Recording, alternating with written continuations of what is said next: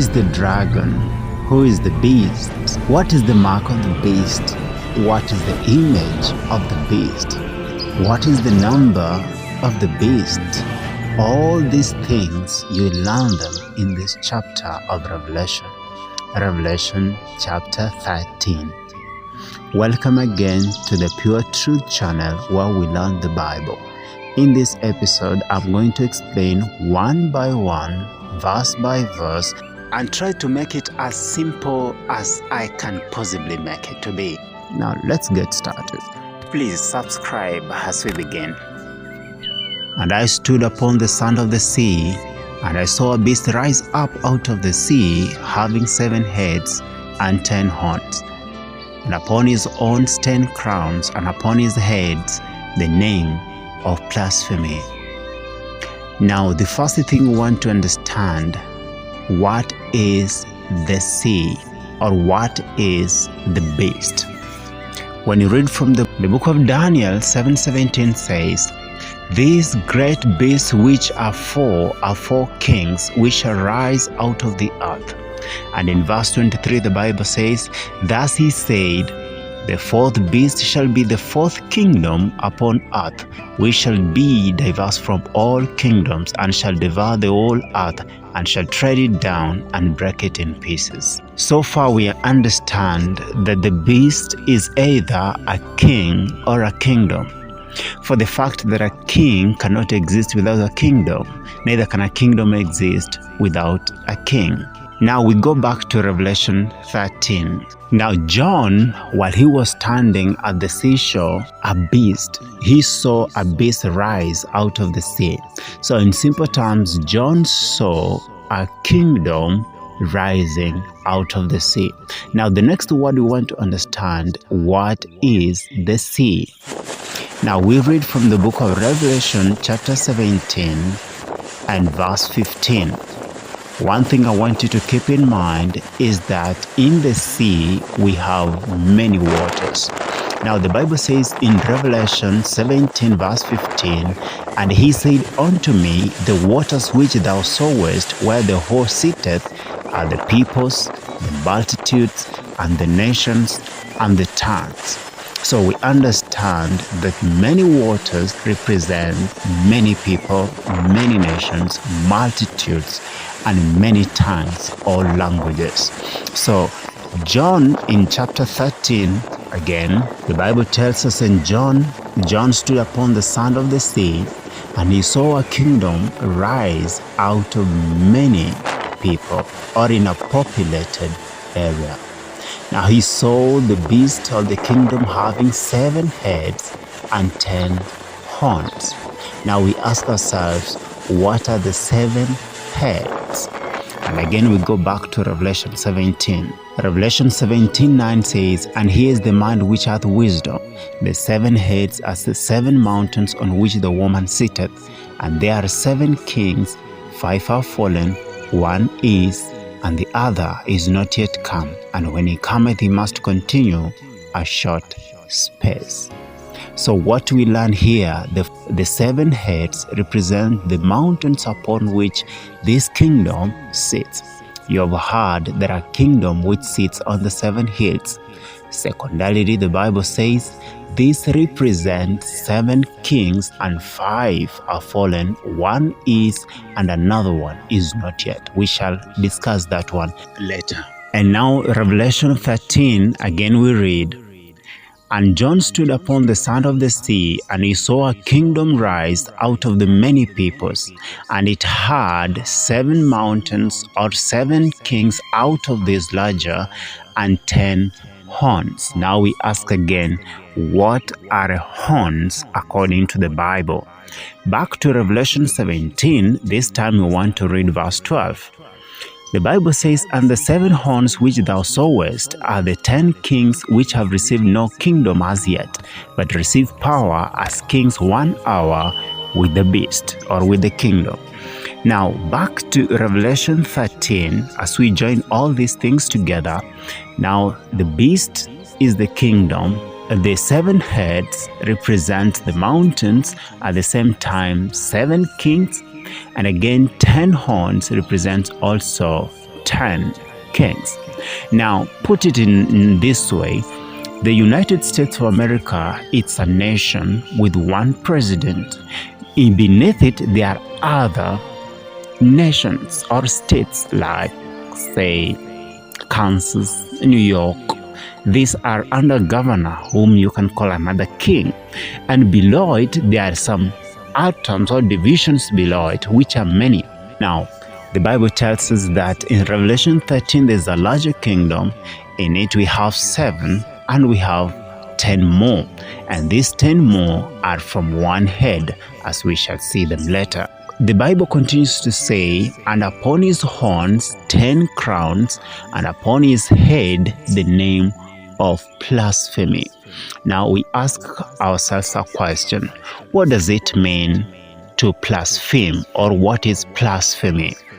Now we go to the book of Mark chapter 2, and we begin from verse 5. The Bible says, when Jesus saw their faith, he said unto the sick of palsy, Son, thy sins be forgiven thee. But there were certain of the scribes sitting there and reasoning in their hearts, why doth this man thus speak blasphemies? Who can forgive sins but God only? Jesus had said, Son, thy sins be forgiven thee. And the Pharisees, the Sadducees, the scribes are saying Jesus is speaking blasphemies. For the simple reason they did not acknowledge Jesus Christ to be God. They did not acknowledge him that he was able to forgive sin. So they said, he said blasphemy. In simple terms, if any man claims that he can forgive sins and he is not God, that is blasphemy. The second meaning of blasphemy, we find it in the book of John, the 10th chapter, and we read together in verse 30. The Bible says, I and my Father are one, Jesus says. Then the Jews took up stones again to stone him. Jesus answered them, Many good works have I showed you from my Father. For which of those works do you stone me? The Jews answered him, saying, For a good work we stone thee not, but for blasphemy. And because that thou, being a man, makest thyself God. And again the Jews who rejected Jesus as God are saying Jesus is blaspheming by saying that he is God, or by saying he and the Father are one. So the second meaning of blasphemy is if any man claims that he is God. And when you read 1 Timothy chapter 2 verse 5, if any man claims that he is the mediator between man and God, he also blasphemes. So in simple terms, blasphemy is any man claiming that he can take any position of God on the earth, like forgiving sin, being a mediator, or doing the works that God can do. That is blasphemy. Back to Revelation 13. Now let's fill up verse 1. And I stood upon the sand of the sea, and I saw a kingdom rise out of many people. And it had 7 kingdoms in it, and also 10 kingdoms which have not received kingdom or power yet. And it continues to say, and upon the heads the name of blasphemy. Upon the heads of this kingdom, it claims to do the work which God could do, and it's not God. That is blasphemy, or claiming to forgive sin, claiming to mediate man and God, claiming to be God upon the earth. We go to verse 2. And the beast which I saw was like unto a leopard, and his feet were as the feet of a bear, and his mouth as the mouth of a lion. And the dragon gave him his power and his state and a great authority. Now, I want you to mark the 3 beasts mentioned here as the beast which we find in the book of Daniel. Now, quickly, we move to the book of Daniel, chapter 7. In Daniel chapter 7, Daniel sees the visions of the Lord. He says, in the first year of Belshazzar, king of Babylon, Daniel had a dream and visions of his head upon his bed, Then he wrote the dream and told the sum of the matters. Daniel spake and said, I saw in my vision by night, and behold, the four winds of heaven strove upon the great sea, and the four great beasts came up from the sea, diverse one from another. Now listen to verse 4. The first was like a lion, and had eagle's wings. And verse 5 says, and another beast, a second one, like to a bear. And in verse 6 it says, after this I beheld, and lo, another like a leopard. Now from this chapter we read the three beasts, the leopard, the lion, and the bear, which are mentioned in Daniel 7, to be also mentioned in Revelation chapter 13. Now what we must keep in mind, the lion in Daniel chapter 7 represents the kingdom of Babylon. When you read the book of Jeremiah 50:17, it says that Israel has been scattered by the lions. First, Assyria, and second, Nebuchadnezzar. Now, saying Nebuchadnezzar, who was the king of Babylon, is a lion. Now, the bear represents the kingdom of Medo-Persia, and the leopard represents the kingdom of Greece. Now, the kingdom which we see in Revelation 13 with the characteristics of three beasts is the kingdom which borrows the characteristics of Babylon, Medo-Persia, and Greece. Now we ask a question, what was common in Babylon? In chapter 3 of Daniel, we find the king Nebuchadnezzar making an image and is asking everyone in his kingdom to worship that image. And when the three Hebrew boys reject it, he instructs that they may be thrown into a fiery furnace, that they may be consumed by fire.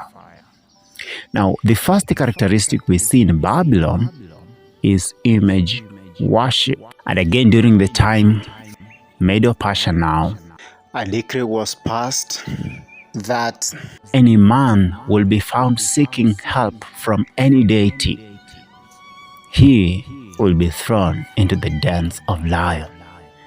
And Daniel was found pleading or speaking to God in prayer, and he was thrown into the dens of lions. And you remember in chapter 6 verse 8 of Daniel, he says, according to the decree of Medes and Persians, which does not change. Now, the character of Medo-Persians is infallibility. They believe when they do something, it's infallible. They cannot err. The third is grace. One time when Paul was passing through the cities, he passed through one of the cities called Athens, and he found those men worshipping idols and bowing to unknown gods. And Paul says, I guess and I see that you seem to be so superstitious, and you are worshipping an unknown God, and I've come to tell you of this unknown God of whom you're worshipping. So first they were worshipping unknown God or idols. Number 2 is that he reasoned with them. He met logic with logic, philosophy with philosophy. So in simple terms, the atheists also had philosophy in it. Now let's join all those things together. John sees a kingdom which claims to be worshipping God, but this kingdom has the names of blasphemy, or in simple terms claims to take the place of God upon the face of the earth, and that kingdom worships images like Babylon, claims infallibility like the Medo-Persians, again has philosophy in it like the kingdom of Greece, also the image worship. Now the Bible continues in verse 2, and the dragon gave him his power and his seat and great authority. Now we ask ourselves, who is this dragon? chapter 12 of Revelation. Now we want to read in verse 9. And the great dragon was cast out, that old serpent called the devil and Satan, which deceived the whole world. He was cast out into the earth, and his angels were cast out with him. Now the Bible tells us that the dragon is Satan, or the devil himself. Now in Revelation 13, John sees a kingdom, and a kingdom rising out of many people. It's having many kingdoms within it, and it claims to be God upon the face of the earth. This kingdom, which John saw, has the characteristics of Babylon worshipping the images, has the characteristics of Medo-Persia, infallibility, and of Greece, image worship and philosophy. And Satan gave his power to this beast. And not only that, the devil gave his seat, and he gave the great authority to this beast. Now this is a satanic power, is a satanic kingdom, for it derives all its power from Satan. While primarily the dragon is Satan, when you read chapter 12 of Revelation again, when you read Revelation 12 and verse 4, the Bible says, and his tail drew the third part of the stars of heaven, and did cast them to the earth. And the dragon stood before the woman, which was ready to be delivered, for to devour her child as soon as it was born. Now, you notice that what is mentioned here is Herod, who represented the kingdom of Rome, who stood before Mary, the mother of Jesus, and he was waiting Jesus to be born and to destroy him immediately. Primarily the devil is the dragon, but the kingdom of pagan Rome is the dragon. For the kingdom of pagan Rome used the power of Satan to do all our. And now it's pagan Rome which gave its power to the power which we are looking at now, the kingdom of Revelation 13. And verse 3 says, and I saw one of his heads as it were wounded to death, and his deadly wound was healed, and all the world wondered after the beast. We are going to see which beast is this. One of the heads was wounded to death. When you consider in history, there was a kingdom which ruled after the four beasts of Daniel 7. The first kingdom was Babylon. The second was Medo-Persia. The third was Greece. The fourth was pagan Rome. There is a kingdom which ruled after pagan Rome, represented by the power of the little horn of Daniel 7, which is Papacy. Now, it began ruling the world from 538 AD to 1798 AD. The Bible says that one of the heads was wounded to death.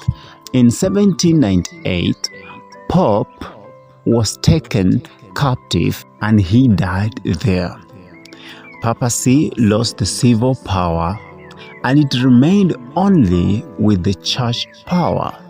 At that time, it received a deadly wound.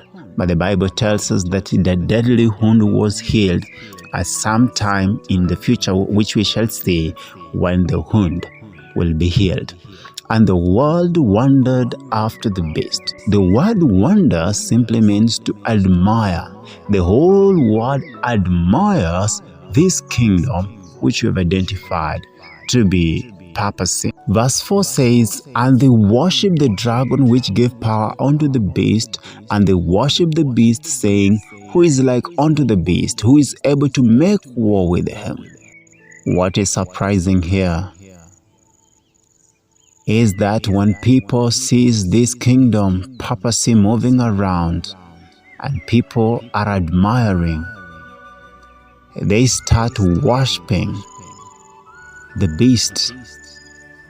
They start worshiping the dragon, who is Satan. by bowing their heads to worshiping this beast or this papacy, they are worshiping the devil who gave his power to papacy. So they worshipped papacy and they worshipped Satan himself. And they are saying, who is like papacy and who is able to make war with him? One thing I want to remind you, the question is asked, who is able to make war with him? For within the 1260 years, this papacy persecuted the people of God. Over 100 million people were destroyed. And in Revelation chapter 6, the Bible shows, beginning from verse 9, that those who were slain by the testimony of God, they were slain by this papacy. And they are crying, how long, Lord, will you not avenge for our blood? This is the same kingdom which ruled the world that time. And in verse 5 says, and there was given unto him a mouth speaking great things and blasphemies, and power was given unto him to continue 42 months. The same thing we find here. Speaking great things are the words of blasphemy which we find in Daniel chapter 7. And power was given for him to continue 42 months. According to the Bible, a month is only 30 days. Now 42 months will be 42 by 30, and it will give you 1260 days. Taking a day for a year according to prophecy, this will be 1260 years, beginning 538 to 1798. Verse 6 says, and he opened his mouth in blasphemy against God, to blaspheme his name and his tabernacle, and them that dwell in heaven. Now we have already looked at what blasphemy is. Now it's claiming to do all things that God can do on the face of the earth. And more, it says not only God, but those that live in heaven, of whom they are the angels. Verse 7 says, and it was given unto him to make war with the saints and to overcome them, and power was given him over all kindred and tongues and nations. Daniel 7:25 says, and he shall think to change times and laws, and shall wear out the saints of the Most High. The same power, which is the little horn power, took power from the devil to persecute and to destroy the faithful servants of God. And all that dwell upon the earth shall worship him, whose names are not written in the book of the Lamb slain from the foundation of the world. The Bible here is clear. Everyone which worships papacy are those only whose names are not written in the book of the Lamb or the book of Jesus. Verse 9 says, if any man have an ear, let him hear. He that leadeth into captivity shall go into captivity, and he that killeth with the sword must be killed with the sword. Here is the patience and the faith of the saints. Brothers and sisters, papacy has done his work. When you see Pope going around the world, he is now convincing all people upon the earth that he is rising again. Remember, in 1798, it lost the civil power. And the same power is she seeking now, though it exists now as a church only. But soon, all the Protestants are joining hands in the ecumenical movement, joining hands over the common doctrines held by all of them, especially Sunday sacramentals, immortality of the soul, infant baptism, among other doctrines which are common among the apostate Protestantism and the Catholic. They are going to join their hands together. Apostate Protestantism of America is going to join hands to giving her all the civil power. And at that time, the wound will be healed. Persecution will begin again. Those who have stood for Christ will again be hated, will again be persecuted. Others will be butchered. Others will be cut asunder. Others will be driven from their homes into the forest and into the dens. They will take the arson. These things are coming very soon. If you're watching what is happening, are you preparing your heart to meet Jesus Christ when He returns? Jesus says, "Behold, I come quickly, and my reward is with me, to give every man according to his work shall be." The beast, Papacy, has done the work. The Bible styles him also in Revelation 17. Upon her head was the name written, Mystery Babylon, the mother of harlots. She does fornication. She joins herself with the kings of the states in unholy alliances for image worship. When we shall be looking again, Revelation 13, beginning from verse 11, when we shall be looking the role of United States in giving all the power to the first beast, that they may start exercising it again in destruction, punishing of the dissenters. Until then,